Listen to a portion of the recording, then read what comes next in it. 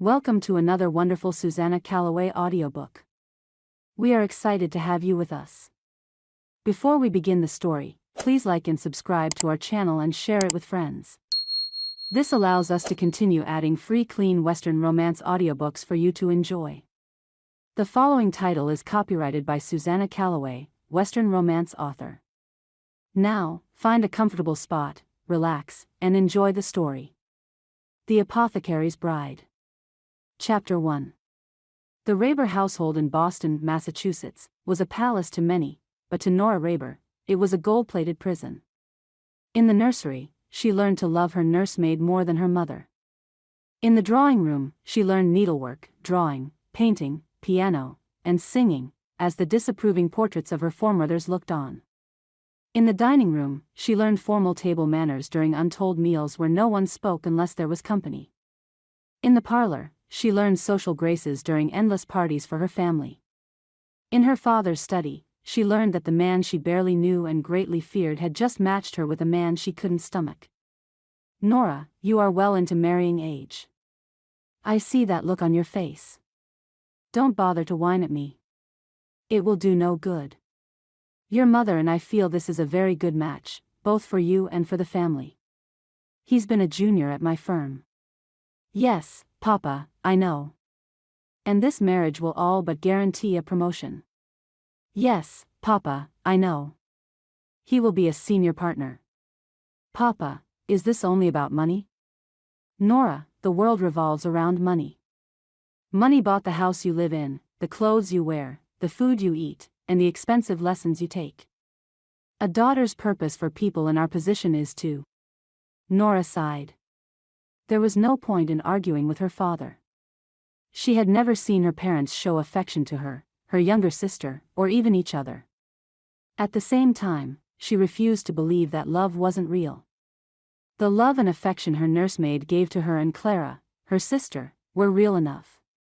The love she saw between married servants they'd employed was real. Why couldn't she have that? Her thoughts were interrupted by her mother, who had entered her father's study. "Nora, aren't you pleased? This is wonderful news.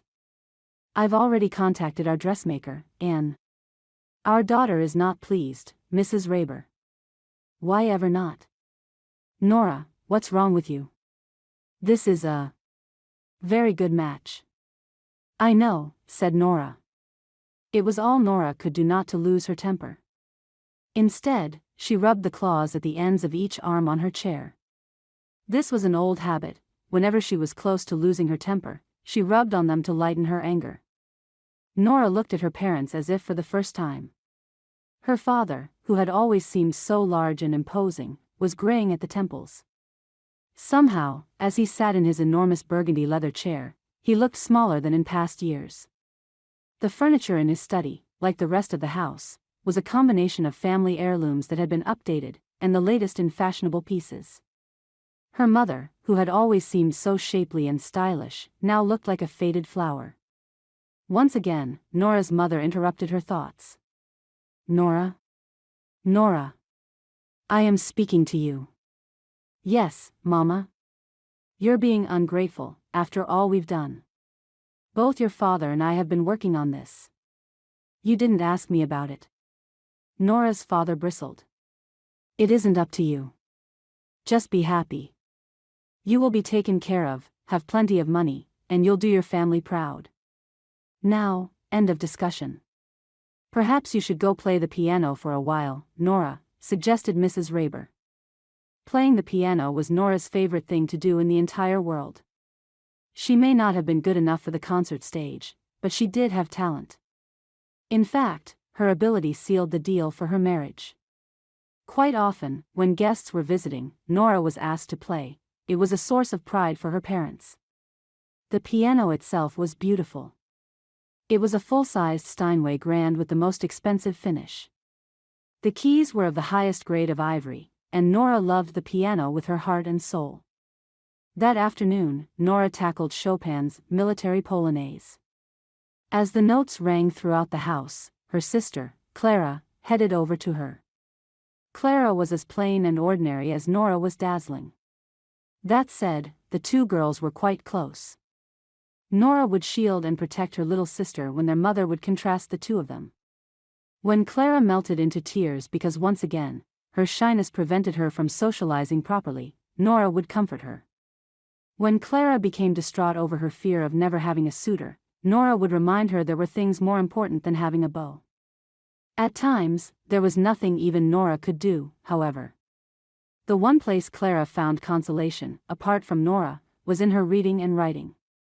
Clara was a far better student than Nora, and her talent for telling stories was second to none. Even as a child, she would captivate Nora with tales of knights, dragons, and fairies, even mundane things like puppies. Clara walked up to Nora and placed her left hand on Nora's shoulder just as the Polonaise concluded. When Nora was in one of her moods, Clara was the only one who could approach her sister without fear. Clara whispered, "What happened?" "You were with Mama and Papa for a while." Nora didn't move. She didn't want to see the look on Clara's face when she heard the news. "It's done." "What is?" asked Clara. "They sold me off." "Sold you off?" "I don't understand." Clara's voice trailed off as realization dawned. "Oh, Nora, please tell me you can't." "I'm sorry, sister. There's nothing I can do. You'll be my maid of honor, and I'll find the prettiest dress I can for you. You'll be so pretty." Nora turned to face Clara at last. There were tears pouring down her little sister's face. She looked so forlorn, like a lost soul. What would the girl do without Nora? Who would protect her? A shiver passed through Nora. Now was not the time to think about it. Now was the time to give Clara courage. As Clara broke into open weeping, Nora stood to her feet and gathered Clara in her arms. There were only 3 years between them, but the relationship between the sisters was more like mother and daughter. Nora let her sister cry it out for a time, but before it went too far, she pulled herself away and looked Clara in the eyes. "Clara, dearest, you need to promise me something." She hiccuped. "I promise." "You don't know what I'm going to have you promise yet." Nora laughed. "Oh. I want you to be strong. I want you to make me and yourself proud. This is going to be one of the hardest things you've ever done, but I have faith in you. You'll survive this, you must. Understand?" Clara nodded. "You need to promise now." "I promise." "That's my girl."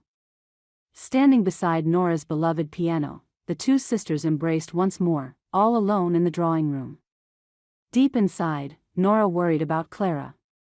Would she be strong enough to stand on her own? She'd never had to do it before. Chapter 2.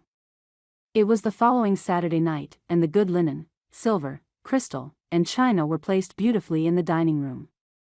The butler was in his formal attire, fussing over last-minute details, and the guests were already arriving. Nora had retreated to her room, talking with Clara and gathering up the nerve to return downstairs. "I don't see how you can marry him, Nora. He might be handsome, but he's a cad." "He is. Perhaps he'll mellow after we're married. Or be worse. You just don't know." "That's the problem," said Clara. "I've had a few days to come to grips with this. If you must marry, I must grow up. However, you can't be happy with that man. Tell me I'm wrong, and I'll stop talking about it." "Clara, we tell each other everything. What kind of sister would I be if I lied to you?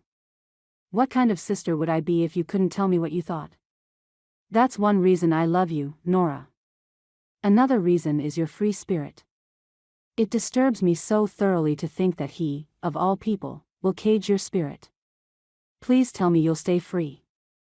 "I promise," said Nora. Mrs. Raber knocked on the door, interrupting their moment together. "Nora? Nora, you're making our guests wait for you. Cornelius is here, and he's most anxious to speak with you." "Nora?" "Yes, Mama. Clara's here with me, too. We'll be down in a moment." "Yes, well, tonight is all about you, Nora. I want you looking your best. Do hurry. There isn't much time left for socializing before dinner is served." Nora looked over at her sister. That all-too-familiar dejected look was on Clara's face. "You know she loves you, too, in her way," said Nora. "I suppose. Let's head down before she grows angry. First, let's do something with your hair." Nearly 15 minutes later, the young ladies headed down the stairs and over to the drawing room where the guests were visiting. As they walked through the door, the conversation stopped. "Miss Nora and Miss Clara," announced the butler. All eyes were upon them. Nora smiled graciously, and Clara did her best. Their mother left her circle of friends and joined her daughters. "Nora, dear, you look wonderful." "What about Clara, Mama?"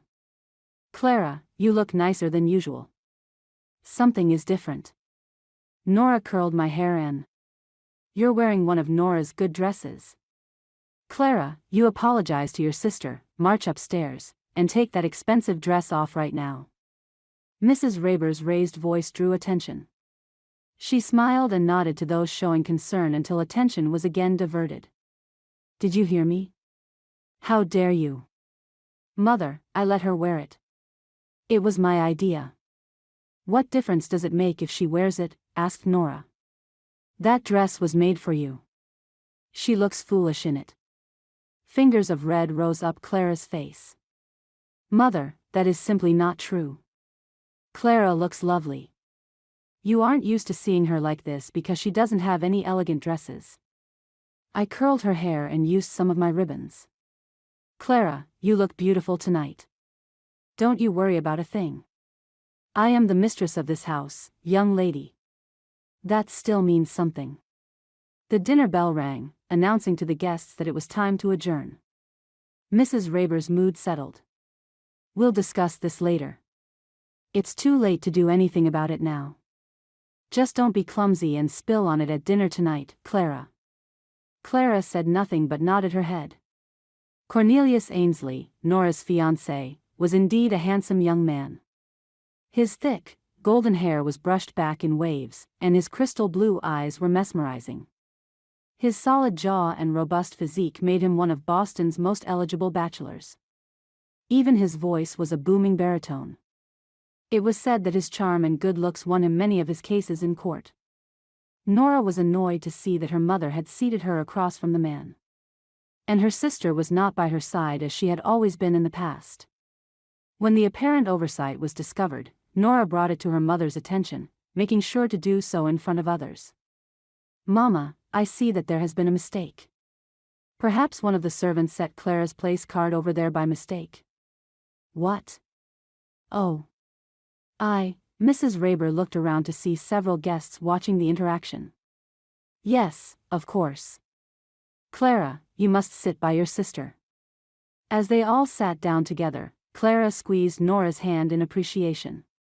Nora decided it was just as much for her own sake as her sister's that night. Goodness knew what Cornelius would say or expect. Just as the first course was being served, Mrs. Raber smiled over at Cornelius and said, "I understand you are up for promotion." "Is this so?" "It was a matter of time, really. Someone with my talents is bound to be shown the accolades deserved." Nervous laughter spread about the table. Nora said nothing. Mrs. Raber tried once again to spark conversation. "We're so pleased with your engagement to our daughter. The wedding will be the talk of the town." "Ah, yes, I dare say it will. I insist on nothing less. Nora, I'm looking forward to seeing you bedecked in my grandmother's jewels. I'll be giving you the particulars on which flowers to order, what foods to prepare, and the rest of the details required. It will be a smashing success all around. A great start to our social climb." Nora swallowed hard. These demands, in public no less, were not at all typical, especially since her family would be footing the bill. She looked over at her mother, who had a smile pasted on her face. Couldn't she see what a manipulative twit this man was? "Actually, Cornelius, I had hoped to wear flowers, rather than jewels. They feel more." "Really, Nora, you aren't a lowly servant. There's no need to demean yourself. No, you'll be drenched in jewels and beads and every costly thing I can find. It is only fitting for my wife." I won't have people saying we aren't wealthy enough for a proper wedding. Besides, I have excellent taste. You'll be in good hands." Nora squinted her eyes and bit her tongue until it nearly bled. Clara reached under the table and took her hand. This would be harder than she thought. By the time dessert was served, nearly everyone was under his spell, except for Nora and Clara. It seemed that no matter how arrogant Cornelius was, he spoke in such a way and tone that those around him simply nodded their heads in blind agreement. It was infuriating. So far, Cornelius had given the cook instructions for improving her recipe for the pheasant, given Mrs. Raber advice as to where she could hire more attentive servants when his food wasn't served quickly enough to his liking, and then, finally, he'd given Mr. Raber investment advice on a hunch he had. Nora's temples began to throb, and she realized she'd been grinding her molars in frustration. As the cherries' jubilee was ready to be set alight, Cornelius stood to his feet. "Let me," he said to the butler. He made quite a production of lighting a simple match, but the group was transfixed. When the alcohol in the dessert was alight, there was a collective gasp. Nora had had enough. "It's like you've never seen cherries' jubilee before," she snapped. Cornelius turned a cold gaze on her and said, "Not like this, they haven't," and the guests gave him an applause. Thankfully, at the close of the evening, the only contact Cornelius required was a handclasp. It was cool, efficient, and completely devoid of any affection. Nora shuddered involuntarily when it was over. Mrs. Raber was overtired when the event was concluded, and in her usual, dramatic way, she took to bed immediately following the departure of her last guest. Nora and Clara changed out of their clothes and met at Nora's drawing room as soon as the adults were asleep. When Clara entered the room, her face was flushed, and she held a newspaper close to her chest. "Goodness, Clara. What is it? Are you all right? The question is, are you? That Cornelius is insufferable. I know, but you're excited about something else. I can tell." "Well, yes," Clara said. "See this? It's a newspaper, yes? Not just any newspaper. See that column? Yes, but I still don't. That's one of my stories. I've been writing under a pen name. This is the third one they've published, and they want more. Oh, Nora, I think I can make a go of this. I'm so proud of you. Have I read this one?" "Yes. It's the one about the farmer out west and his mail-order bride." Nora put the newspaper down and looked at her younger sister. Clara wasn't a little girl any longer. She wasn't the helpless small thing she'd had to protect all these years. "Nora, there's more. I contacted Aunt Phoebe." "Mama's sister? The spinster?" "Yes. We've been writing each other for a while now, and you know I've been to visit her a few times. We get along so well. She's a lot like you, really. And she's planning a year-long tour in Europe. She wants a companion, and since she has no children, she wants me to go. Oh, Nora, just imagine it. I can't think of a nicer person to go, Clara. I'm happy for you, my sister. Goodness, but you are good at keeping secrets. Can you imagine what Mama and Papa would say about my writing?" Clara giggled. "No, it's better this way. Aunt Phoebe said she'd inform my parents on Tuesday when she stops by for a visit. She even said she'd take me shopping and have dresses made for me." Nora's heart swelled with pride and happiness for her sister. She allowed no room in her heart for jealousy, as Clara's life had largely been loneliness and rejection thus far. Now was her time to shine. She gave Clara a heartfelt hug. They held each other and wept happy tears for a moment, but then Clara pulled away. "Oh, Nora, what will we do about you, though? This isn't right. You cannot marry that man." Nora sighed, "I don't have a choice. I look at it this way. We'll have enough money so that I won't have to see him very often. I can take my own tours, and we'll have a summer house where I can stay with the children. You'll have to visit, too, of course." "Oh, Nora, you're so brave. You're the brave one." Look at you, publishing and traveling. Who knows what you'll do with your life? Chapter 3. When Tuesday afternoon finally made an appearance, Clara was beside herself with nerves, and Nora did her best to calm her sister's fears. Neither of them had said a word to their parents. It was best to leave that to Aunt Phoebe. The bell rang, and the butler answered the door. In walked Aunt Phoebe in all her glory. She was Mrs. Raber's older sister and had been left quite a bit of money in their parents' will, as she was the favorite. This fact had always bothered Mrs. Raber a great deal, but she was smart enough not to say anything. She had told her daughters more than once that she was biding her time. Phoebe's fortune would undoubtedly someday fall to her at her sister's demise. Phoebe had a keen business sense, and her investments continued to grow her already considerable wealth, which pleased Mrs. Raber greatly. Phoebe was known to be a great patron of the arts. There was even a concert hall bearing her name in town. She had 2 lovely homes, one in Boston and one in Cape Cod. They weren't over the top, however. In fact, she had half the staff that the Rabers did. Instead, she spent her money on art, travel, and philanthropy. "Ah, there you are, dear," said Aunt Phoebe as Mrs. Raber greeted her and led her to the parlor. "This is an unexpected pleasure," said Mrs. Raber. "Yes, well, I'm here on an important mission. I'm assuming Mr. Raber is here, as well? I expressly wrote him and asked him to be present." "You did? Ah, well. Phoebe, you look well," said Mr. Raber as he came down the hall. Nora and Clara watched through a half-open door. Phoebe caught their eye and gave them a covert smile. "It seems we have a couple of spies," she said. It was no use hiding any longer, so the sisters presented themselves. "What's the meaning of all this?" asked Mr. Raber. "I think perhaps it's time I let you know why I'm here. I'd like the girls to be in on our meeting. Shall we sit in the drawing room? It's the least gloomy of your rooms, I find," said Phoebe. Mrs. Raber didn't look happy, but she forced a smile and ushered the group into the drawing room. It was unusual to have only family there, but that was Phoebe. Once they were all seated, Phoebe began again. "I'll come straight to the point. Mr. Raber, I've taken a particular interest in your daughter." "What do you want with Nora?" asked Mrs. Raber. "You know I love both your girls, but I was referring to Clara." "Please, do close your mouth, sister dear. You're likely to let in the flies." Mrs. Raber closed her mouth and turned to glare at her youngest child.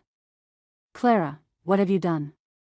You never did care for her much, did you?" asked Phoebe frankly. "No matter. I'm here to take her off your hands. She is to be my companion. I shall be departing for a year-long tour of Europe, and I wish her to accompany me. The girl has a wise, kind soul. As does Nora, of course, but she shall be married soon. After that, we shall see, but if we get on, I'd like Clara to remain with me until such time as she marries or uses her head and remains single, like me." Never." Mrs. Raber sputtered. "My sister seems to have lost the ability to speak, Mr. Raber. It falls to you. Will you give permission? I shall take responsibility for Clara's room, board, and education. Phoebe, you've given me peace of mind. I've often thought the girl would forever be a burden to us, but if you truly wish to do this, I won't stand in the way." "Spoken like a truly heartless parent," said Phoebe. "Very well, Clara. How soon will you be available? We must have decent dresses made for you, and this will take time, my dear." Clara rose to her feet and threw her arms around Phoebe. Nora fought back tears as she saw her sister happier than she'd been in years. Phoebe wasn't accustomed to showing much affection, but when it came to Clara, she was a different woman. She bent her head down and closed her eyes as she grabbed Clara's shoulders tight. After just a moment, she pulled herself away, however. "Clara, I expect to see you tomorrow for your first measurements. Nora, I haven't forgotten you, either. Clara's told me what a good sister you've been. I shall speak with you later." Not a word was said about the matter by either Mr. or Mrs. Raber until the next day. Clara had left for Aunt Phoebe's, and Nora was at her beloved piano when Cornelius arrived. Mrs. Raber fluttered about like an overeager butterfly. Nora? Nora, make yourself presentable, girl. Your fiancé is here. He says it's important. Nora was tempted to keep playing, but she knew better than to test her mother further after yesterday's events. She straightened her velvety brown curls and pinched her cheeks. She had inherited her mother's big, blue eyes, while Clara had a much paler version. It didn't matter now, though, she was off the market, so to speak. When she entered the parlor, there he was. Cornelius had only the finest suits, shirts, trousers, and boots, of course. Nora's stomach turned when he flashed a smile at her. "Ah, there's the lucky bride," he said as he stood and helped her to her seat. "I was just talking about you and the preparations for the wedding." "I see." Mrs. Raber smiled. "Cornelius says." "Mrs. Raber, please let me explain," he interrupted her and looked at Nora. "I've already made the arrangements. We're to be married the end of this week. Isn't it marvelous? My friends and family are in the Boston area right now, so I thought it would be best not to wait."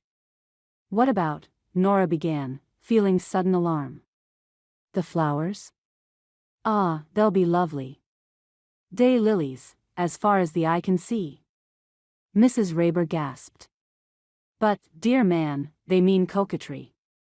"Ah, so they do, so they do. Well, Mrs. Raber, I find your daughter to be the very soul of coquetry." Cornelius laughed at this until both women appeared quite uncomfortable. Mrs. Raber then turned to her daughter with a questioning look. "Nora, out with it.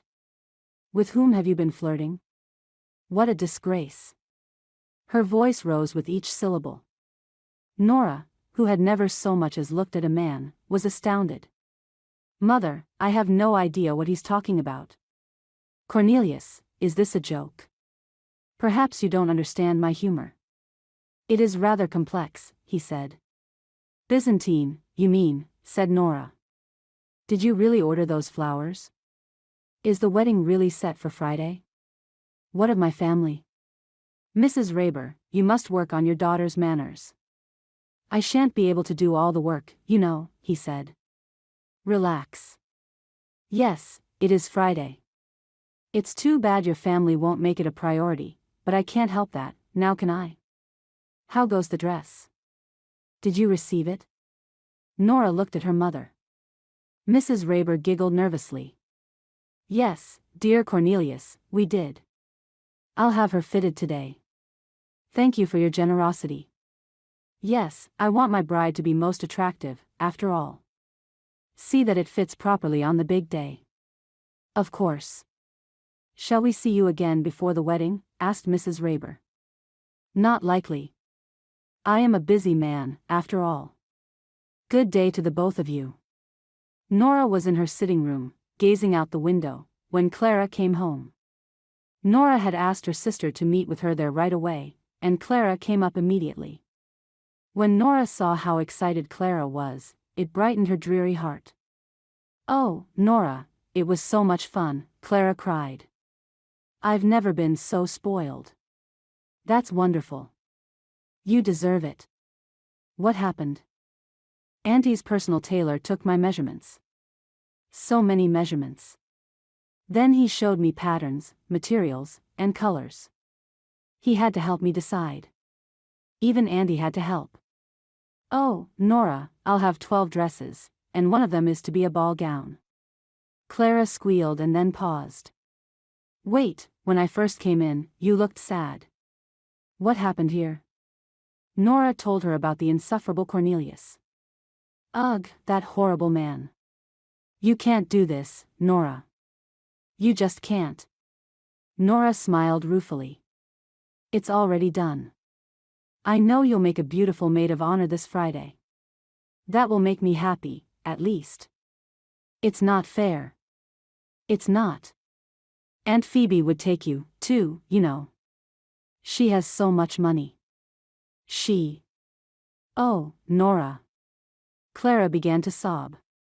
"Sometimes life is like this, Clara. Sometimes you just have to do what others want. Remember, we can still travel together in the future. I look forward to that. Clara sniffed.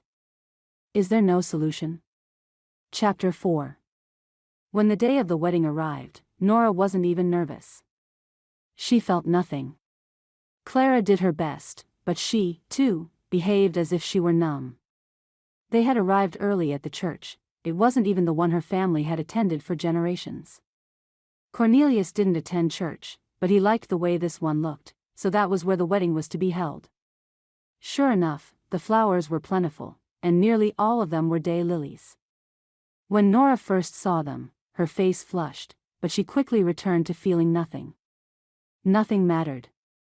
Right before the wedding, she was promptly closeted away in a waiting room of sorts with her sister and her annoying mother. That was, until Aunt Phoebe arrived and shooed Mrs. Raber away. Clara sat beside her sister, holding her hand as the minutes ticked by. Nora hated the dress. She hated the flowers. She hated the church. She hated that her extended family wasn't there. Cornelius knocked on the door, and before anyone could stop him, he pushed his way into the room. "Young man, this is not the place for you. You shall see your bride in good time," said Phoebe. Nora thought nothing would make her love Phoebe more, but she was wrong. "And you should know your place," he replied. "Stand up, Nora. I want to inspect you." "Inspect?" Nora asked. "Yes. You didn't use the tailor I recommended, and I'm not familiar with the woman who did your hair. I wanted to check on my investment." Phoebe looked ready to clobber him, but she held her tongue. Nora, still in shock, stood and turned about. Yes, I see. Well, it's too late to do much about the dress. Your hair, however, is not acceptable. Do it again, and don't make the guests wait. I'll see you in exactly 20 minutes. And for goodness sake, put a smile on your face when you go out there." With that, he left the room without closing the door. "That man is a word not fit for proper conversation," Phoebe stated matter-of-factly as she closed the door. "It's worse than you led me to believe, Clara. Nora, dear, you cannot marry him. You know that now, don't you?" Nora took a moment to regain her composure. "It's too late. Everything is done." Clara took her sister's hands and stood before her. "Nora, Phoebe has a plan. We've been talking. She wants to take you to Europe, too. What do you say? We'll leave early. You won't be here when our parents find out or when people gossip about your disappearance. Isn't that right, Auntie? That is my offer. I will take care of both my nieces. I cannot see either of you living with the likes of him. What say you?" Nora blinked away a solitary tear. "Aunt Phoebe, I appreciate the offer, but it doesn't seem right." "Nora!" Clara cried. "Why ever not?" Phoebe studied Nora with a knowing smile. "I think I know you better than you think, my dear Nora. You don't want this marriage, but you also don't want to be dependent on me. Is that it?" she asked. "Would it make you happier if I gave you a sum of money now, so you could take a train to another state or out west, perhaps, to find your own adventure? Make your own way? You could still telegram us, and you'd never have to see these people again." Nora turned to her aunt and smiled. "Yes, Auntie. That's what I want to do. I want to go west." Phoebe said she'd cover for the girls. She gave a large envelope to Nora and told her she'd been holding onto it for her. "Now, get out of here. And quick. That insufferable boob will be back soon when you don't emerge at the right time to walk down the aisle. Go out the back way. Go on." She bustled to the back of the room where there was another door and opened it. "Clara, get your sister home safely. My carriage is out back. Just tell the driver to take you home. Go on with you. Hurry." It wasn't until they arrived home that Nora opened the envelope and found enough money to travel as far west as she wanted, have a roof over her head, and figure out what to do next, at least for the next year or so. The sisters packed only the barest of Nora's belongings. Soon, she was ready to go. It was just a matter of taking her aunt's carriage to the train station. Her parents would be furious, but she couldn't help that now. She'd been given her freedom, and she wasn't about to question it or second-think it. Just before Nora climbed into the carriage, she turned to the sister she loved more than anyone else in the world. "Oh, Clara, I'll miss you with all my heart. Send as many telegraphs as you can to Aunt Phoebe until you've settled. Then, we can write to one another. I'll write you every week." "I will, too." Nora wiped a tear from Clara's face. "No crying. Not now, while I'm still here. I want to remember your sweet face, unmarred by sadness. Your life is just beginning, and so is mine. All right, I'll hold my tears back. But once you're gone, I make no promises," Clara said. The sisters held each other for several minutes until the carriage driver interrupted them. "Miss, we need to get moving." "Are you ready?" "Ready as I'll ever be," said Nora. As the carriage drove away, Nora watched Clara as she grew smaller and smaller in the distance. Once Nora had her train ticket in hand and her bags stowed aboard the train, the reality of what was happening finally hit her. She felt more alive than she had in her whole life. It was impossible not to smile, even when she thought of Clara. That dear girl would begin her own adventures very soon. In the beginning, Nora rode in first class, but after days became weeks of travel, she decided to be more frugal, and she moved to second class. Her clothes and manners did earn her some stares, but she was too excited about seeing new things to let anything bother her. In the meantime, she made good on her word to telegraph Aunt Phoebe. The messages were short, of course, but she knew Clara was reading them as well. Nora rarely received a reply, but then, Clara and Phoebe were traveling, too. One warm afternoon, after what seemed like traveling forever, Nora relaxed in her seat on the train, alternately looking out the window and napping. She noticed a distinct change in the landscape. The rolling hills, covered in prairie grasses, were slowly giving way to green, leafy corn fields. She sat up and paid more attention. Sadly, some crops appeared to have suffered damage from some sort of recent event. She heard men muttering on the train that it was locusts. Still, the land was beautiful. This was what she wanted. She watched as one tidy farmhouse after another passed by, none too close to one another. What would it be like to have so much personal space? To run in the fields with grasses as tall as she was? It was time to discover where they were.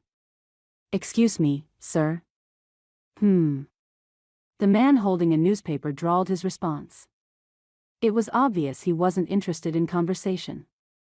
Nora tried again. This time, she spoke to an older man who was staring at something fascinating on the floor. "Sir, may I ask you a question?" "What's that?" "I don't hear so good." "Gotta speak up," he shouted. "Where are we?" "This here's Nebraska, dear." "What's the next stop?" "Oh, that'd be Landy City." "Nice place. I have a grandson there." "Thank you."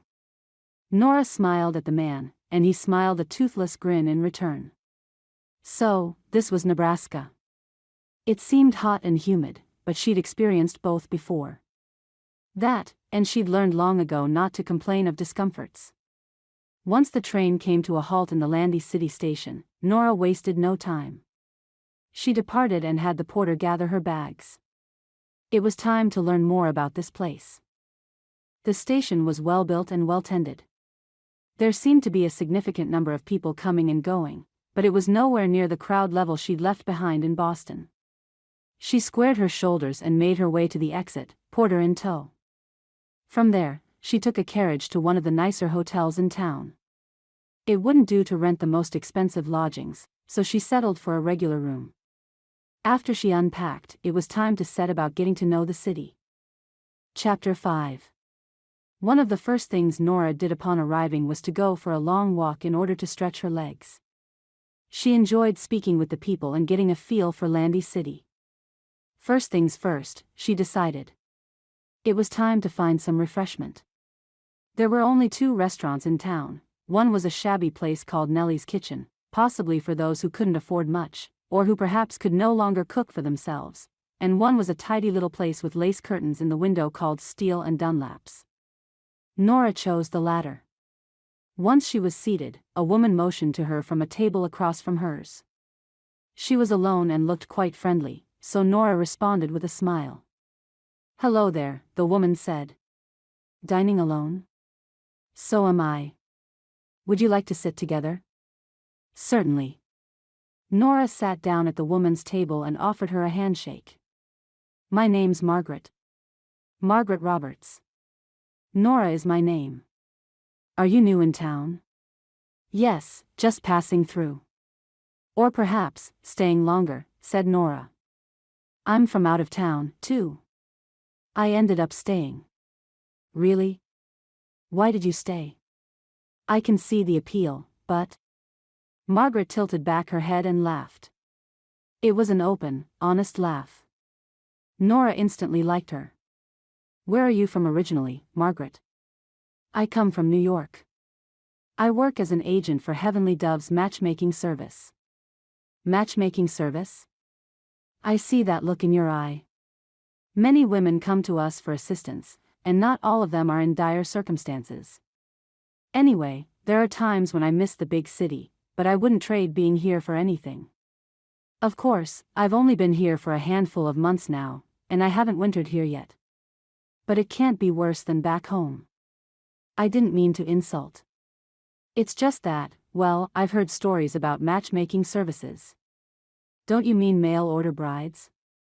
"I'm assuming those were your clients." "They still are. I do field work now, even though I'm married. Couldn't be happier." "Say, where are you from?" "Boston." "Can't say I like it better than this, though." Nora smiled.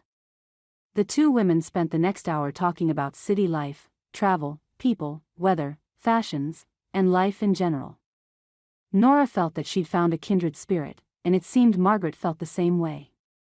They promised to meet one another the following day for a proper introduction to the town. Nora was still careful not to let much personal information slip, however. She didn't feel as though she should blather on about herself too freely. Once they realized the waitress had been watching them impatiently, they knew it was time to move on.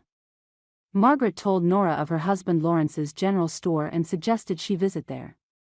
They shook hands and went their separate ways. Going to Lawrence's store, Nora noticed an apothecary's shop named McKinney's.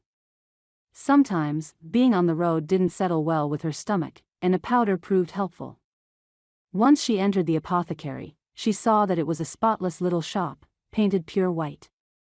It would have seemed almost sterile, but the collection of vividly colored powders and liquids contained in glass jars gave the place personality. That, and the sun, which was halfway down in the sky, shining on the jars in such a way that colorful prisms added a kaleidoscope feeling to the room. Never had she seen such colors in a druggist shop before, and they distracted her. She stood there a moment, taking them in, when a man cleared his throat. "Oh. Oh dear, I'm sorry," she said, pulling out her reverie. "Are you all right?" he asked. It was the druggist, standing behind the counter. He was tall, very tall, and quite pleasant to look at, Nora decided. She found herself staring at him like a foolish schoolgirl. "Miss? Can I help you?" he asked, this time with concern. He walked around to the front of the counter where she stood. Still, Nora couldn't find her voice. Without realizing it, she had dropped the parcel she'd been carrying, and it landed on the floor with a thud. Suddenly, the fatigue and uncertainty of her long, drawn-out trip seemed to catch up with her. She blinked at the kind man. "Ma'am? Please, have a seat over here. I'll get the smelling salts, just in case. Would you like something to drink? Perhaps that would help." Once she was seated and his back was turned, Nora came to her senses. What was wrong with her? Honestly, she was acting like she was ill. Or 5 years old. Or both. What had happened to her voice? She wasn't a child. She cleared her throat and said, "Goodness, I don't know what happened." I assure you, I'm fine. You're very kind to fuss, but... Nonsense, it's my job, said the man. I haven't seen you in town. Who are you, may I ask? Is there someone I could contact to collect you? Oh no, no one. He raised an eyebrow. You've no one? Surely, you have a name. Have you forgotten it? Goodness. I'm Nora. Nora R. Roberts. Well, Nora Roberts, I'm Thomas McKinney. Is there anyone I may send for you? No. Goodness, I'm fine. Is this your shop? Yes, and you're avoiding my question, he said. I suppose I am. You aren't here alone, are you? Yes, in fact, I am. I've been traveling for some weeks now. She gathered her wits and her strength. It was rare for anyone to ask her these questions, and she hadn't told anyone this information before. It didn't seem wise. Thomas was frowning. What if he discovered that she'd run out on her own wedding? No, that was silly. How in the world would he find that out? I sense a story there, but you seem to be in good repair, except for your overexcitement just now. Here's your parcel. You dropped it a moment ago. Feels like a book. I like to see ladies who enjoy books. It's refreshing. Would you allow me to escort you to your place of residence? My place of residence? I will observe all rules of propriety, of course. I merely wish to ensure my patient arrives at her destination safely. Ah. All right then. Much to her surprise, he half lifted her up from the chair with little effort. Her stomach plunged. Goodness, what was this she felt? It was euphoria and nausea all at the same time. He wasn't particularly young, but the icy fingers of age hadn't begun to touch his hair with dabs of silver yet. In fact, he was still very much in his prime. She felt the strength of his arms and hands, supporting her as he walked her toward the door. John. John. Cover for me, he yelled over his shoulder as he led her through the door. Once outside, he gently lifted her and set her in his wagon. He climbed in after her and set off for her hotel, after she told him the name. Nora couldn't shake her odd feeling, this happy sick feeling. It was difficult for her not to stare at him, and each time she did, he caught her eye. The tension was unbearable by the time they reached their destination. Well, thank you, Thomas, is it? I can make it from here. You do seem much better. Please, let me know how you fare later. Perhaps tomorrow? Nora blanched. How forward could she be? And here she'd criticized Cornelius's choice of day lilies. You know where to find me. He helped her down from the wagon, and she made her way into the hotel and up to her room. She sank to her bed and thought of what had transpired that day. Why did she feel a flutter in her stomach every time she thought of that druggist? Could it be she had feelings for him? With such speed? Why, that would be absurd. Not to mention, downright impossible. Right? Once she'd left the confines of Boston, she'd made a pact with herself never to marry. Was she already betraying her self-imposed oath? Nora shook her head. No, that was taking things a bit too far. She had just met the man, after all. She unwrapped her parcel. It was indeed a book, a Jules Verne story. Verne wrote of time travel to the center of the earth, and other wild tales of speculation. Clara had introduced her to the author, and Nora had a secret, special place in her heart for this writer. Neither Nora nor her sister ever told anyone of this. It was unseemly for ladies to read such things, but many were the late nights when they would read his and other writers' works. Nora took those memories with her everywhere she went. Perhaps it would be best to settle down and read the late afternoon away. Nora found herself squinting. When she looked up, she noticed the sun was just starting to set behind the surrounding buildings. How long had she been reading? Her stomach growled a loud complaint. I suppose it's time to feed you, then, she said, looking at her tummy. She made her way down to the dining room at the hotel. It was quite nice. The floors were covered in thick Persian rugs, the chairs were upholstered in rich, red fabrics. The tables were shining and spotless. The host showed her to a seat by the window. Once she was settled, she looked about. There, off to her right, sat Thomas. He was halfway through his meal, and he didn't look up at her. Had he seen her? Why was he there? Was he following her? When the server came to take her order, Nora asked, "Do you see that man over there? Does he come here often?" "Oh, Thomas? Yes, he comes here once a week. He says it's a weekly celebration for him." "I see. Thank you." Nora didn't know whether to feel relief or dejection. He hadn't come here for her. In that case, she could approach him without feeling uncomfortable. But what to say? She bit her lip, trying to think of something clever. For the second time that day, her brain betrayed her. Not one word came to mind. The seconds ticked by. Instead of feeling more confident, she felt more and more nervous. What was wrong with her? She'd never had an issue with speaking her mind before. Once she finally managed the courage to stand and walk over to his table, he had already stood and was making his way for the door. He hadn't seen her. She felt like a deflated balloon.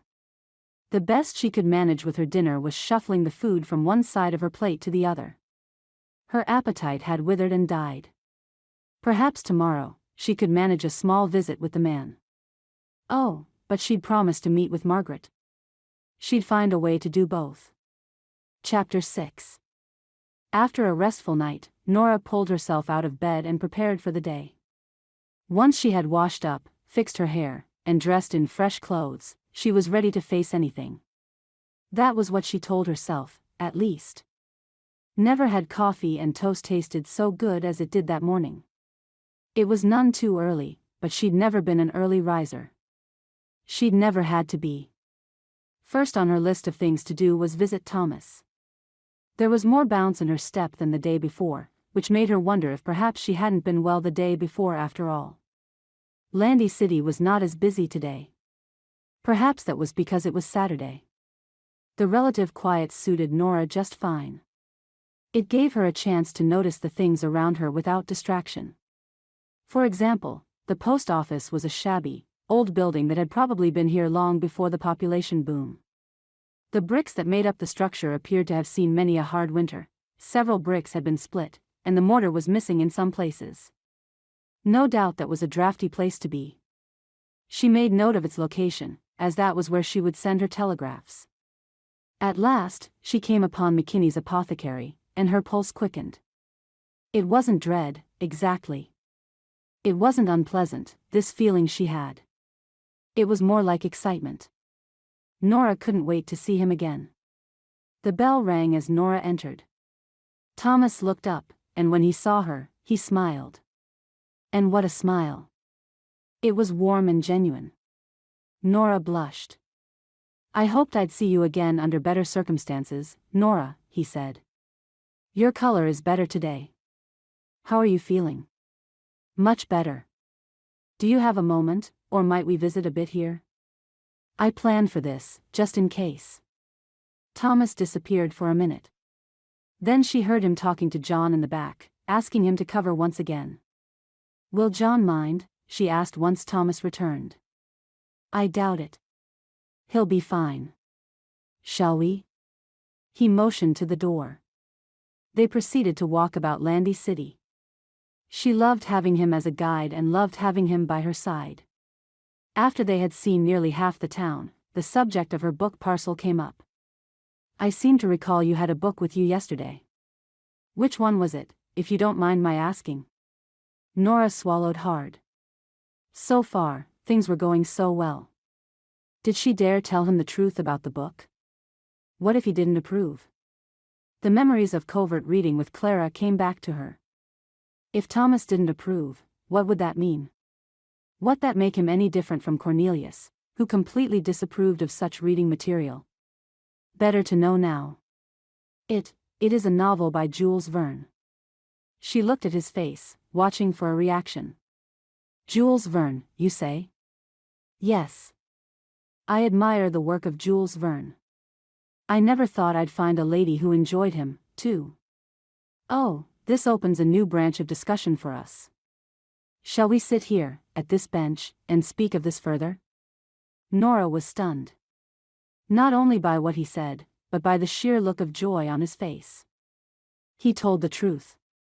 This was much more than she dared to hope, this was a dream come true. They sat at the wrought iron bench at the center of town for the next hour and a half, discussing literature and other things they found in common. Then, Thomas stopped and turned to Nora. She looked up at him questioningly. "Nora, I must confess something to you." "Yes?" Her eyes widened. Would this be good or bad news? He had been so attentive and kind to her that she felt even more for him than before. Could it be he felt that way, too? Or was he letting her down gently? Her breathing came fast. "Nora." "Yes? I think. I know. You are a bright, witty, beautiful woman. I fear this may be too forward of me, but I think I could fall for you. I know it's sudden, but—" Her heart slammed against her chest. "Oh, Thomas. I feel the same way. Who knew there was an intelligent, thoughtful, handsome man like you? The fact that you love Jules Verne's work speaks volumes to me." She paused. "Oh, I think I just made a joke." Thomas threw back his head and let out a burst of laughter. He placed his hands gently on her shoulders and looked into her eyes. There was a kindness there that melted her heart.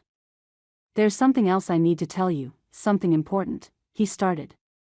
Just then, Margaret Roberts bustled up to them both, interrupting him. "Hello, Thomas. I see you've met our visitor, Nora. You seem to be having quite the conversation." "Why, yes, we are. I was about to tell her. Thomas is one of my clients, Nora. I came to tell him that the bride we discussed earlier has responded. I received her letter today. Congratulations are in order." Nora's heart went cold. Bride? Congratulations? It had been too good to be true, after all. All the color in her cheeks drained away, and she felt herself grow faint. She looked over to Thomas, who looked just as pale as she felt. Was that what he'd been trying to tell her? Nora had to leave, and right away. "I see. Congratulations, Thomas. I need to go now." "Nora, I can explain." But Nora had already gotten to her feet and sped away. This couldn't be happening. Tears welled in her eyes. She was a fool. What in the world had she been thinking? That after mere hours, she'd found the love of her life? Ridiculous. But was it? She liked him. She more than liked him. And he'd said as much to her. She couldn't accept such news. She just couldn't. She didn't even know if their engagement was a done deal yet. And she'd run off without even giving him a chance to explain. Perhaps she just needed to calm herself down and speak with him again, later. Once she made her way to her hotel room, she took off her hat with the bright, white feathers, and sat down to have a good cry. Once she was all cried out, she splashed her face with cold water and sat in her chair, looking out the window. It was a good view. From there, she could see the edge of stretches of crops that hadn't been affected by locusts. The backdrop of green was a pleasant contrast to all the dirt roads in town. Nora awakened with a start some time later. Apparently, she'd fallen asleep right there at her chair. Strong emotions had a way of draining her energy, she decided. It wouldn't do any good to hide in her room, so she headed down the stairs and to the lobby. The front desk clerk stopped her before she went very far. "Miss? I have a message for you," said the clerk. "Thank you," she said and took the note. There was no way of knowing who had sent it or what it was about if she didn't read it, so without hesitation, she opened the little seal. Inside, the note read, "Dearest Nora, I won't blame you if you don't wish to speak to me again.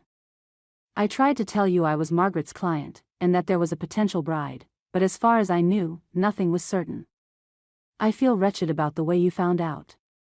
If you will kindly allow me to explain further, I'll be waiting in the dining room. If I don't see you by 6 o'clock, then I will know you don't wish to speak with me again. Thomas. Chapter 7. Nora looked at the massive clock looming over the front desk. It was just after 6 o'clock. Had she slept so long?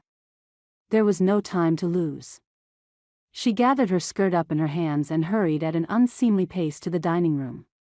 Would he still be there? Would he be so punctual that it was too late? Before she had much time to torture herself with these questions, she sped around the corner to the dining room. She smacked into a waitress holding a full tray of dishes that crashed to the floor. Nora quickly followed, landing on her backside. Nora. Nora, are you all right? Boomed a familiar voice from the back of the room. Thomas. He came to help her up into a seat, and then he helped the waitress clean the mess. Let me help you, Nora muttered, rising from her seat. She winced as pain shot down her leg. You stay put, Thomas ordered her. I'll take care of this. But it was my fault. It was an accident. He glanced at the waitress. You all right, miss? She nodded. It happens sometimes. She smiled at Nora. Don't you worry your head. My boss is kind, and he knows things like this happen. Still, I'm awfully sorry. When Thomas again turned his attention to Nora, he said, You do know how to make an entrance, don't you? Caught your attention, did I? Nora smiled. She loved the light-hearted way Thomas responded to things. Cornelius would have been enraged. Nora, you always had my attention. Here, I'll sit with you, and we'll continue with a meal. Not many people are here right now anyway. Thomas, the dining room is nearly full. Nora hiccuped. Compared to all the people who live in town, there aren't that many here, right? She shook her head and laughed. I suppose. I take it that since you're allowing me to sit with you, it means you found it in your heart to forgive me, or at least to hear my thoughts on the matter? Yes, I have, to both things. She held her breath. I can't tell you how thankful I am. Very well. Please hear me out before you decide. I know you are a very independent woman. Who else would strike out on their own and travel across the country? Not many women I know, apart from Margaret, that is. Nora's breath seeped out. She is lovely, isn't she? Yes, but that's not my point, said Thomas. I commented on that because you may not like what I say at first. Nora looked puzzled. What was he going to suggest? But she did agree to listen all the way through before deciding. He drew in a deep breath. All right, step 1, you agree to become one of Margaret's clients. Nora sucked in air through her teeth. No, she didn't like this so far. Not because you are desperate to marry. I know this, and so will Margaret. No one will think that. Step 2, you agree to marry me. Marry you? She swallowed. She was fond of him, yes. And she didn't want him marrying someone else. But marry him now? When she hardly knew him? She blinked rapidly as her mind whirled. Yes. What do you think? But what about the other woman? That's the only part one haven't dealt with yet, as I didn't know your answer. Since tomorrow is Sunday, I'll wait to speak with Margaret on Monday. I'll tell her that you're the bride I've chosen from her clients. We'll be all set. She looked at him, watching his expressions, the warmth of his eyes, the slight upturn of his lips in a gentle smile. Did she want to marry him? So fast? She closed her eyes and let the idea settle for a moment. Strangely, she felt no fear. All she felt was eagerness move through her. Thomas, she whispered, opening her eyes again. Yes. I think I do want to marry you. He grinned and visibly relaxed. Ah, Nora, you've made me mighty happy, my love. Oh, and I almost forgot. Thomas hurried back to the table where he had been sitting and brought back a single white rose. This is for you. It's beautiful. Where did you find it out here? I grow them outside my house. I'll show you sometime when all of this is settled. This rose is more beautiful than any hothouse flower I've ever seen back home. I will keep it with me, always. On Sunday, Thomas and Nora had a wonderful time at church. Of course, they couldn't make a show of their affection, since things weren't settled, but just being together and knowing what the future held made them both happy. Afterwards, Thomas packed a picnic and rode with Nora out of town, so no one would have cause to gossip about them. On Monday, Nora stopped by Margaret's and Lawrence's house. It didn't take much to convince Margaret to sign her up.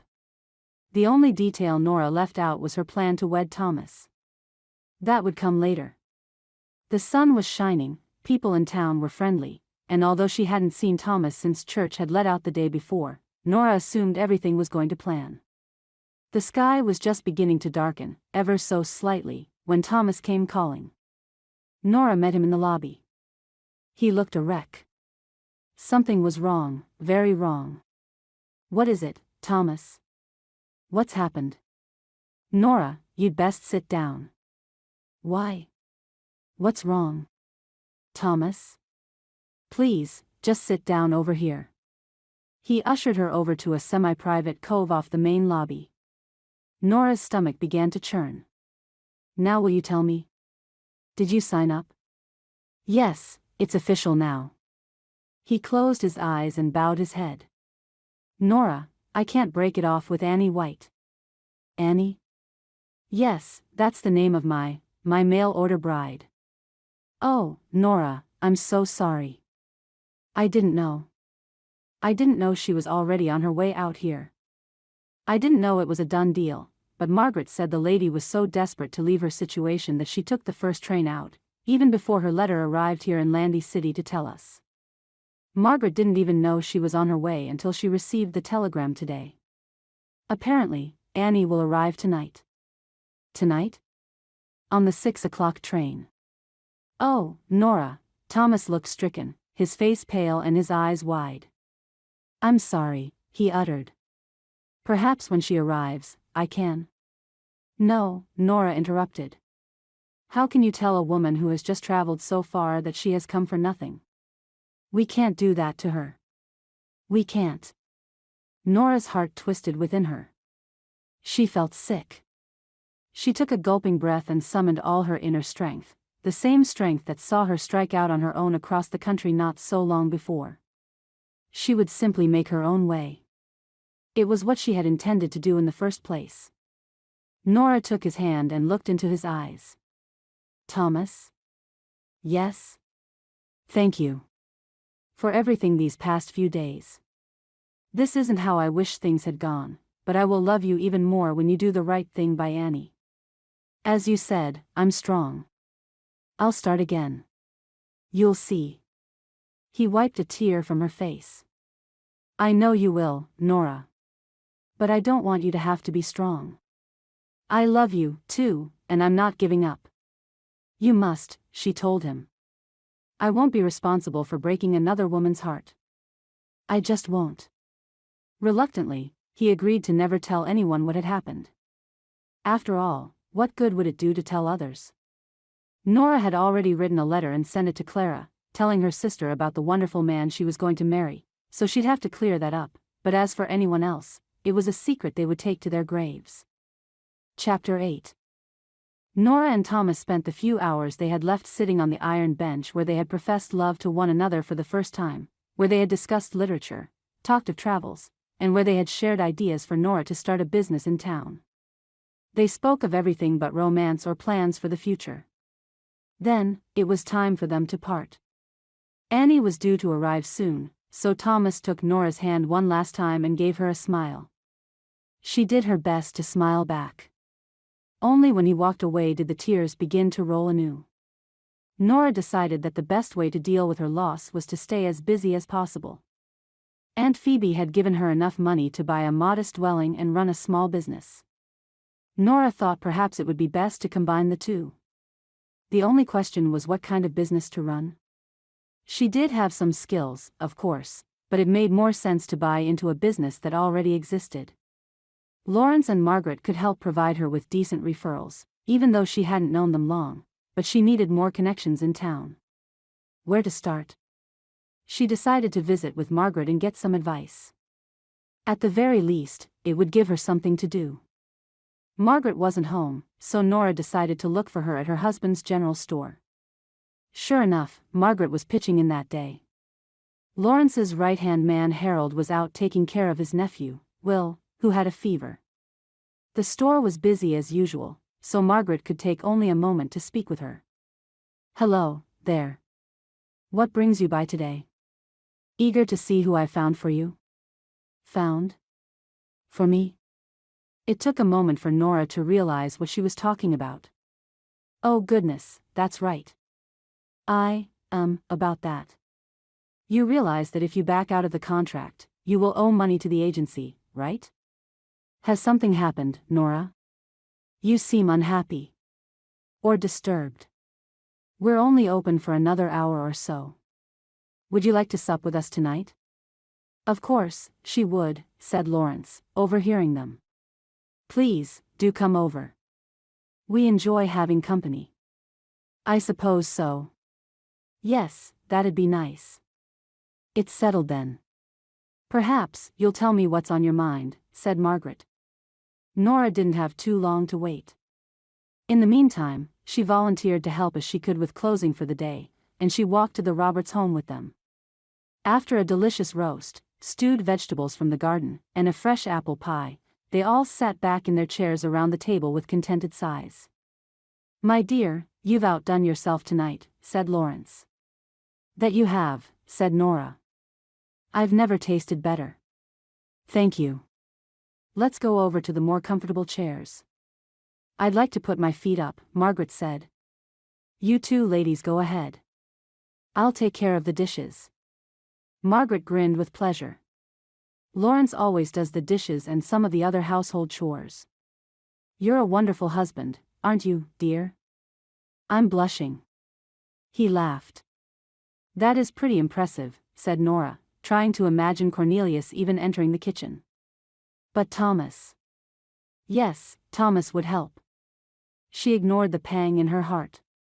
While Lawrence busied himself in the kitchen, the ladies started in on a good conversation. "So, tell me, what's going on, Nora?" "Well, some of it's private, but I came to you because I wanted to talk about running a business." "A business? Here in Landy City?" "Yes. I was left some money by a family member, and I want to put it to good use. Then, perhaps, I could pay back the agency and make a decent living." "I see. Why come to me?" "I have no connections in town." "You do. I'm hoping you can give me ideas. It's my business to know as many people around here as possible. Let me feel around and see what I can do." "So, you want to pay the agency back, do you? I'm assuming that you've changed your mind about getting married." "For now," Nora said, not wanting to discuss it any further. The ladies chatted away for some time, and afterwards, Nora realized she hadn't been thinking of the void in her heart. At least, for a while. Once the sun had set, Lawrence took Nora back to her hotel in his wagon. He filled the time with friendly small talk, and she did her best to respond in kind, but her mind once again had turned to Thomas. Had he seen Annie to her hotel by now? They probably had eaten a late supper together, and likely as not, got along well. The reality of what had happened hit her hard once she was back in her room, staring at the ceiling from her bed. Sleep was elusive that night. What was Annie like? Would she be good to him? Could Nora stand to see them together? It would be best to find out sooner, rather than later, whether she could deal with being in the same place as they were. She needed to meet Annie. Discover how she would react to the woman. Once she decided to meet Annie the next day, she closed her eyes and finally fell asleep mere moments before dawn. Nora slept in later than she intended to, of course. By the time she was dressed and ready to go for a late breakfast, it was nearly noon, but the wait staff at the dining room were trained not to comment on any guest's habits. Nora's eyes had almost imperceptible dark circles from lack of sleep and depression, but her youth gave her the ability to function in spite of it all. When she walked out into the sunlight, she instantly regretted not choosing her wide-brimmed hat. The light hurt and caused her to squint. Nora had never imbibed spirits, but she assumed this must be what it felt like the day after. Her mother had certainly acted like it more than once. Not wasting any time, Nora walked over to the hotel where Annie was staying as soon as Margaret informed her where the girl was. It wasn't nearly as nice as her hotel, and she felt a pang of guilt as she walked into the lobby. "Is Annie White here? Which room does she occupy?" Nora asked the desk clerk. "I'm Annie." "Who are you?" said a bell-toned soprano voice behind Nora. "Oh. Goodness, you startled me. I'm Nora Roberts. I'm a friend of Margaret and Lawrence. Thomas, too. Thought it'd be nice for you to meet more people since you're new to town." "What a lovely thought. Thank you. I know Thomas will be busy for a time at work, so I wondered what I'd do today." Nora's heart sank when she saw how lovely Annie was. She had a perfect peaches and cream complexion, big hazel eyes, and thick yellow curls. Secretly, Nora had hoped the woman would be plain. They spent the afternoon together. Nora gave Annie the same tour Thomas had given her. At one point, Annie tilted her head and looked over at Nora. "You mentioned Thomas quite a bit. You must be quite close, yes?" Nora's cheeks went hot. Without meaning to, was she betraying her agreement with Thomas? Was she letting her love for him show? "I guess you could say we are, yes." Perhaps you could tell me something then." This couldn't be good. So far, things had gone quite well between them. Nora found herself liking Annie quite a bit, which was unexpected, and for some reason, it served to make things worse. How could she resent this nice woman? "Yes? What kinds of things does he like?" "I'm trying to find ways to get him to like me. He seems so distant.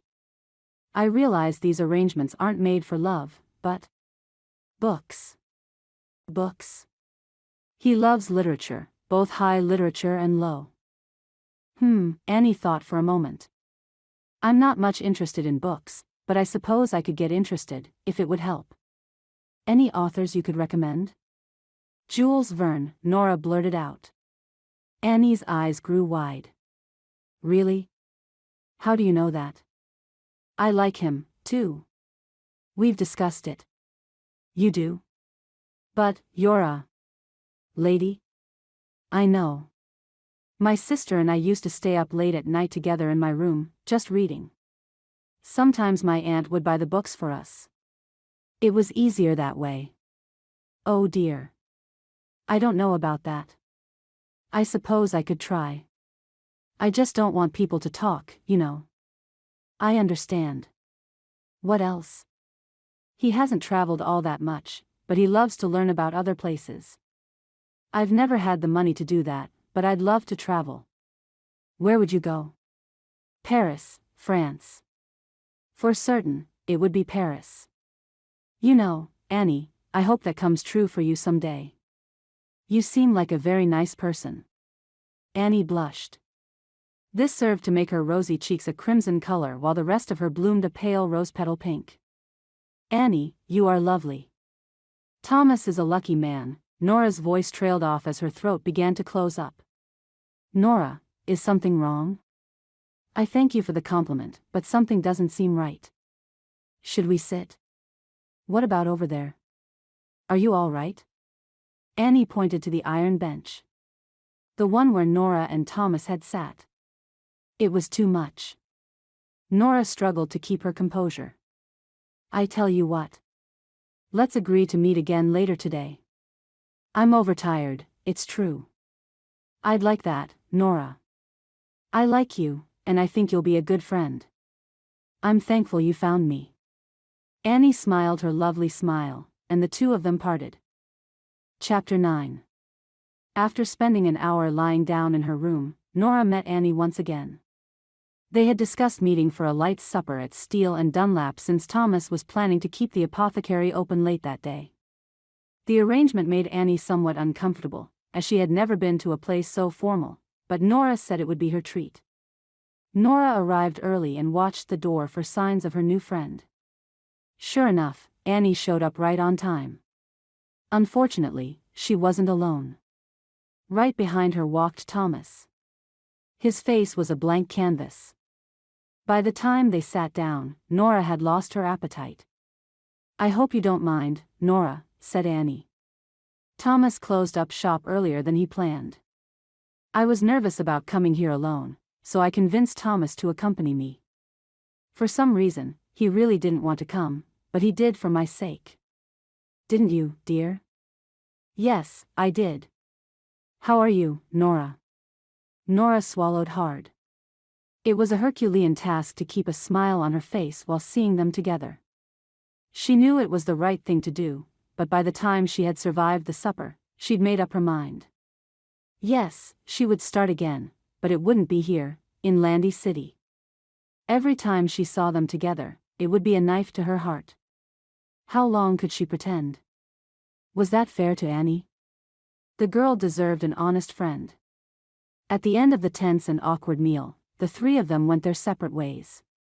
Nora walked back to her hotel, packed her things, and prepared to leave the next day. After she'd made up her mind, it seemed there were no more tears left to cry. Instead, it was more important to press on and survive. She'd write to her sister from the next town. By the time Nora had her train ticket to Salt Lake City in hand, she did her best to focus on the adventure ahead.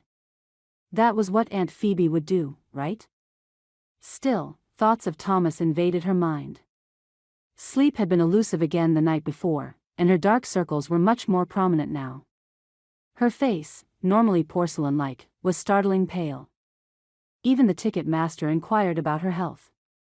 But it didn't matter. Nothing mattered but leaving town. The train wasn't due for another 20 minutes, yet she stood on the platform all the same. The sooner she left this place of heartbreak, the better. There weren't many people going the way she was, and not many people in the station on a Tuesday afternoon. That left Nora with no one to talk to, but that suited her just fine. She wasn't fit company right then anyway. As the train pulled into the station, the porter loaded bags and parcels onto a dolly and headed for the place where the first-class cars would stop. Nora had decided to splurge a bit, since the trip was going to be personally arduous. Once the train arrived, and her belongings were aboard, she looked about for the last time. Landy City was a nice town.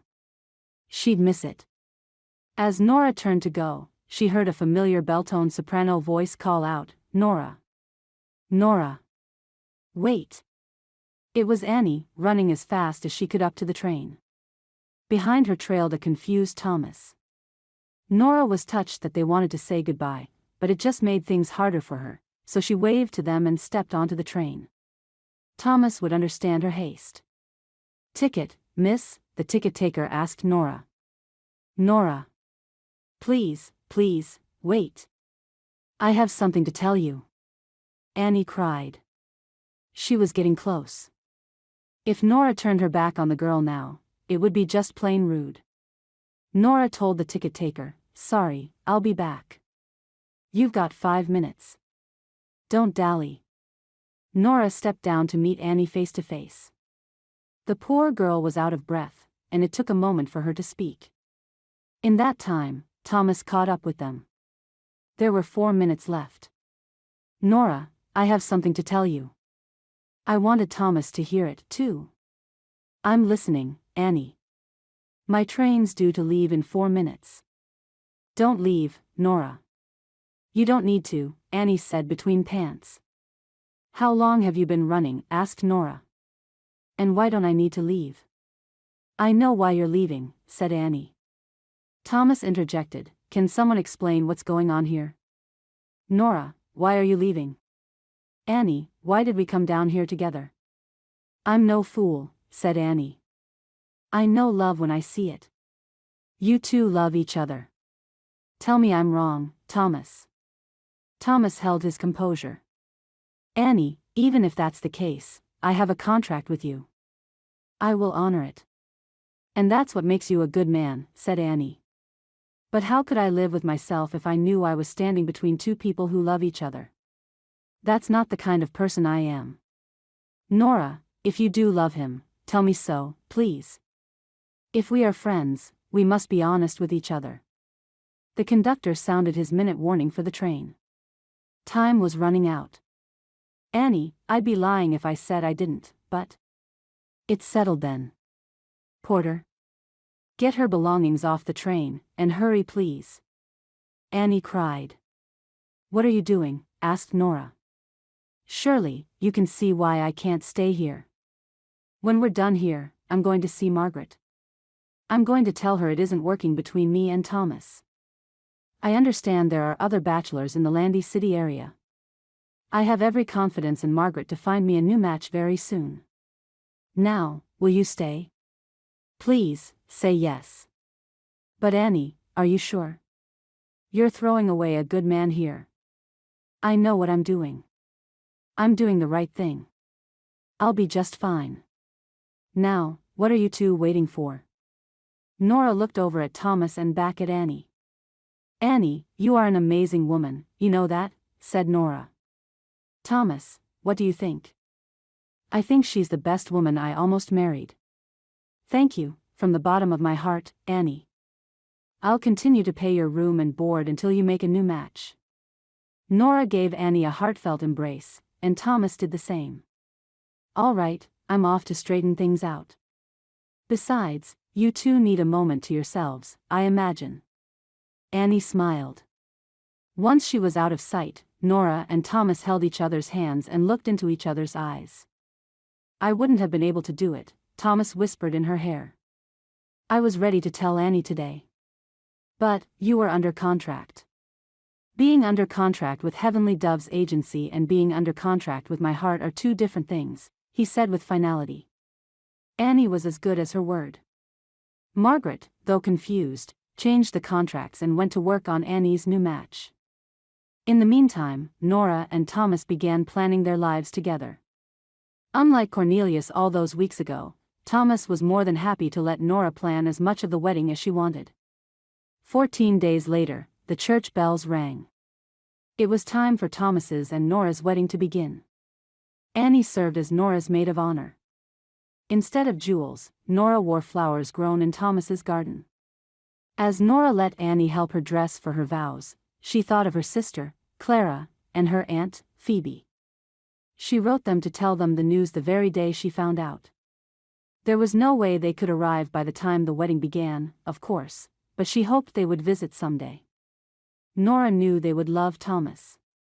And her new friend Margaret, and especially Annie. Did you leave any family behind? Asked Annie. I did, but the ones I especially miss are my sister and my aunt. I'd love to have a sister. Alas, I only had brothers. Annie? Yes? I'm glad you're here. I am, too, Nora. I am, too. When Nora entered the church, there was a collective gasp. Her natural beauty and the contrast between her brown velvet curls and the white roses was stunning. She followed Annie up the aisle to stand beside Thomas. The look on his face made all the uncertainty and pain of the past weeks fade away.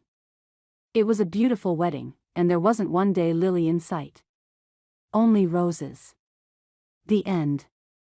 Thank you for listening to this heartwarming story by Susannah Calloway. You can be assured that all her books are clean and wholesome. To find other romances by Susannah Calloway, as well as the other authors at Tika House Publishing, visit www.tikahousepublishing.com. Remember to hit like and subscribe, and we will see you in the next Susannah Calloway Western romance.